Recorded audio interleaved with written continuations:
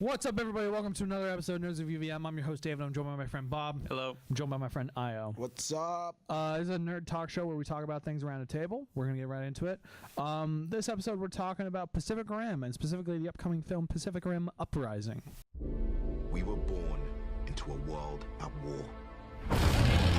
Between the monsters that destroyed our cities and the monsters we created to stop them, we thought we had sacrificed enough. But the war we thought we finished is just beginning. So, first off, I have an issue with the title. Originally, it was called Pacific Rim Maelstrom, which sounded way cooler than Uprising. Uprising is a really generic name for a sequel title. I don't know if you guys have any opinion on that. Yeah, I just seen it as Pacific Rim 2, to be honest. I think they should just call it that, personally. But in any case, all right, so the new Pacific Rim movie is coming out. Gentlemen, lay down your thoughts. Who wants to go first? Don't speak at once.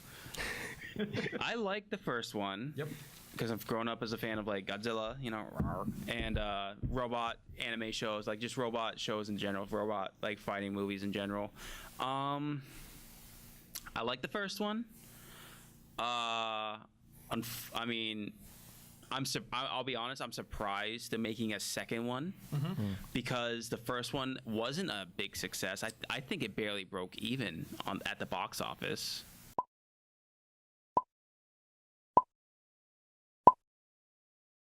I think it barely did broke. Well in China, I know. Well, I think the reason how I know it didn't. I know it didn't make up its budget here in the U.S., but I think because of world sales, they were able to break even. I don't know if it's just because of the atmosphere surrounding like moviegoers now with like comics and like Star Wars being like, you know, bringing out new fans and stuff. So maybe that's why they decided the world to die again.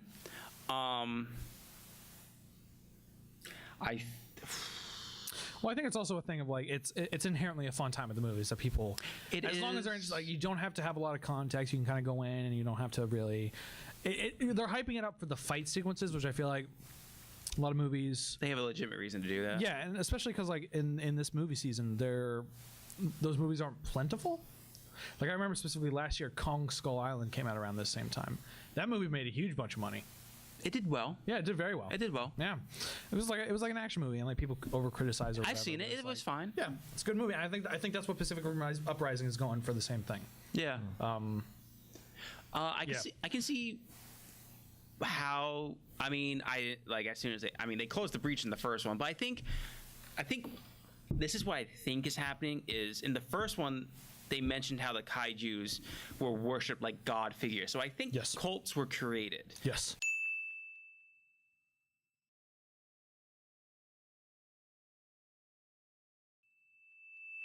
So that was the underlying tone. So, and you see other Jaegers fight other Jaegers in this movie as well. Yeah. So I could see the cult people using Jaegers to revive the kaijus. That's my thinking. There is something in the movie. I think they've even said it. Like somebody is opening up portals again. Yes, and you see like. Although I don't know how that works because I thought their civilization sort of died after Gypsy Danger blew up down there. Well, I think it closed the breach. I think it closed the breach by like collapsing it in on itself. Okay. I think the breach is still there. Okay. Wait, quick question. How was the breach created? I can't remember. It was just a temporal opening. Well, it was I think it was. And then it was like some like hackneyed like kind of like environmental message. All right. Where it was like, okay, so like they just want to terraform the Earth, but we've been doing it all these years with our pollution and like whatever ozone. But I think I can't exactly remember how the initial one was created. I think it was a temporal time sort of thing. So I think temporal rift in the Pacific. I think the aliens kind of kept an eye on us. Because I guess apparently they tried to do it with dinosaurs first, but so kaijus are aliens. Alien bred. Okay. From another dimension. Yeah, they have their own planets essentially. Yeah, but but with that's don't think about weird. it. Don't think about it. Don't think about it, Io. It's because it's supposed to be a Saturday morning cartoon. That's all this movie series is. Giant robots fighting giant monsters. Some of them have 3 arms. Some of them have shoulder-mounted. Some of them look like crabs. Some of them have swords, and some of them have big, scary roars. And it's like a Saturday morning cartoon. 90 minutes and a big budget, beautiful looking Hollywood film. I mean, that's the other thing about Pacific Rim. Like, you can always tell where the money goes. you always see the money on screen. You know, there are movies that like have these huge budgets, but sometimes you don't really see where the budget goes. Yeah. You absolutely see that with Pacific Rim. You see every penny on screen. Yep. Scott Eastwood. I don't get Scott Eastwood. I like him enough, but like he's not really like he's not Clint Eastwood. You know what I mean? He's not. Oh, like, dude, he's not you grabbing can't me. do that. I mean, What do you mean? Oh, you can't beat Clint Eastwood. no, nobody. Clint Eastwood's Clint Eastwood. I went to a school with his granddaughter at one point. But like, I didn't know her. She was just like she was there. I mean, casting wise, they went. I guess in just they wanted a new generation tone, like a bunch of youngins. Yeah. With like John Boyega having a little War live up. ready. War ready. That's like the theme song for the movie or whatever. Yeah, I mean, but I think that's how I think they're gonna try to portray the story. And I'm like, and then they could be falling into the classic trope of bigger is better. So because like you see a lot of kaiju's like DNA. There's literally merge. like a larger monster. It in there. literally like is like the size of like 6 Jaegers. But yeah, I mean that's my general thoughts. I think the Jaegers look alright. Yep. There's some clips in the trailers where you see like them. They can like actually like pivot like 180 and like then you have like a back gunner kind of thing, which you saw like in a trailer, like a girl like the guns move to the back and like you see her like going to town and I think like shooting at another kaiju or maybe another Jaeger. I'm not sure, but that's my general thoughts. I mean, I'll probably see it to be honest because I like those movies. Yeah. So I wanted to take this time since we're just sort of meandering around the topic. I mean, we all enjoy it, but like it's nothing super serious or anything like that. I thought we just take the time to sort of run through the names of the Jaegers. Yeah, let's do Aaron that. Yeager. Ridiculous. Let's do that. Okay, so like this is from the first movie, right? We all know Gypsy Danger, right? Yep. She was the big bad one with the nuclear energy, which allowed her to like fight. Yeah, that was my. I'll be honest, that was my favorite. Yeah. There was Crimson Typhoon. That was the Russian one. There was the Chinese one. Chinese. Yeah, it had the 3 arms. Which Oh. was really cool. It was like the triplets that were in it or something. I do like the fact, although to get off this for a real split second, I like the fact that it's very rare for one pilot to do this. I like how they do the shared hemisphere sort of thing, like right brain. That is a little cool, and it just I makes like it a little that. more unique. I like that. Especially because it's so big. It actually kind of makes sense. You have to, or else you're die. Don't know why it would need to be so convoluted like that, but also because like it could just be like 2 people operating it at the same time. But like, I like it. Cherno Alpha. That was the Russian one. That was the Russian one. Yeah, Cherno The Alpha. big old tank thing. Yeah. Excuse me. Wait, did you guys go back to see this movie again? Yeah, I've seen this movie I a have couple it. times. I have it. Okay, It's good. that's why. Because like I have it don't saved on my remember computer. it. It's good fun. Oh, really? And there's one called Striker Eureka, which is the Australian one. That was my second one. That's my second favorite. Striker Eureka was really cool because it had like these chest-mounted like missile launchers, I think, right? It had that thing was that was like OP. its kill move. That thing was OP for missiles and Yeah. like guns. Yeah, and then there was a Coyote Tango, which I don't think was actually made in the. I don't think it actually showed up in the movie, but it was like the Japanese. What? Maybe that was the one that Pentecost piloted solo. What in the flashback? Yeah, That might have been. maybe. I don't know because that's not the one that showed up mainly in the movie. No, it's not. And then like they give this huge list of like all these other. And then I think I'm not going to go through. yeah, I'm not gonna go but then there were like the minor ones where you see them in like parades and stuff, which we don't need to know about. Yeah. Oh, yo, what about the I'm going to go through the new ones as well. the Aaron Yeager? The what? Aaron Yeager. Really, dude? You don't get that. Is that from Attack on Titan? Yes, it is. I hate you, Seth. Stay on topic, Io. I hate you, God. Seth. All right, so I thought I'd run through the names of like the new Jaegers as well that we're going to be introduced to. So there's Bracer Phoenix, which I have no idea which one that one is, but there will be an image somewhere on the screen.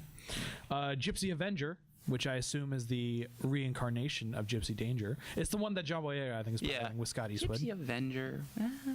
Guardian Bravo, Saber Athena, Titan Redeemer, Obsidian Fury. Now that one I'm interested in. Ooh, I like that name. I like that name. And then there's one named Scrapper, which I believe is there's this one the ball thing. There's this one woman in the movie that like makes her own Jaeger, but it's like super tiny. Yeah, it's like only up to like the ankle of a regular.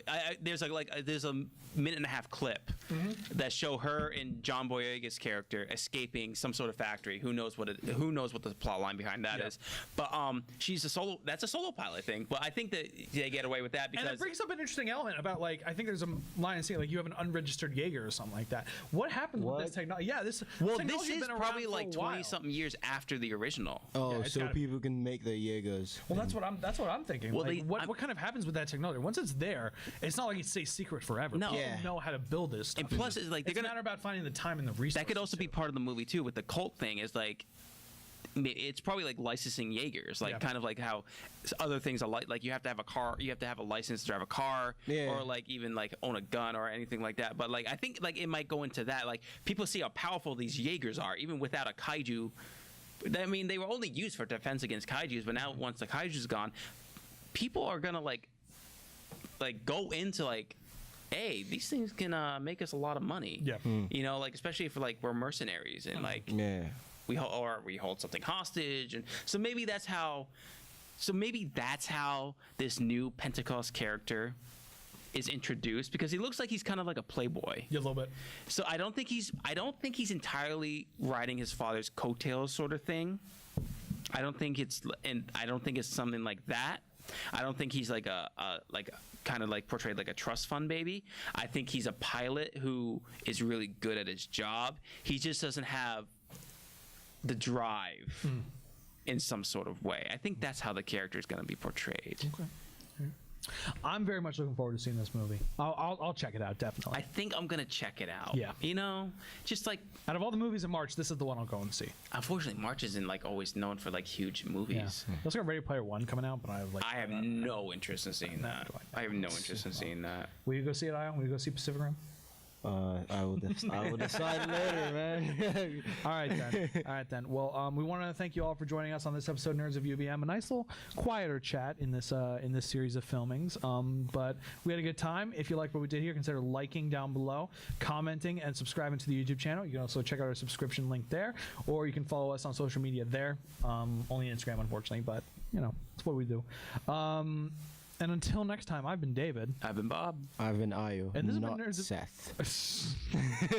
And this has been Nerds of UVM. Thank you so much for joining us. And until next time, live long and prosper. Canceling the apocalypse. War ready. War ready.